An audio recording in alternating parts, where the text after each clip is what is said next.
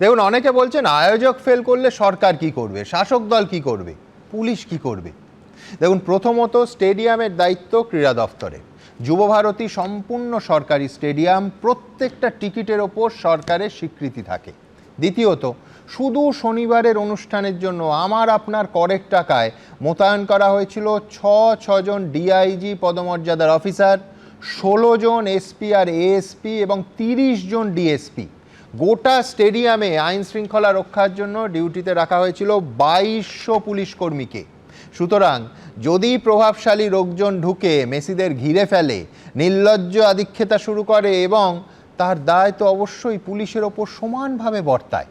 ফুটেজে দেখালাম আপনাদের, পরের প্রতিবেদনেও দেখাবো, বিধাননগরের পুলিশ কর্তা মেসির ব্যক্তিগত সুরক্ষা কর্মীদের সরিয়ে তিনি ছবি তোলায় ব্যস্ত।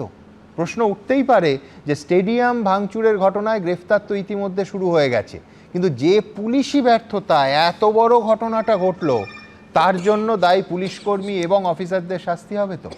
আজ আমার প্রথম বক্তা প্রাক্তন পুলিশ কর্তা ডক্টর নজরুল ইসলাম।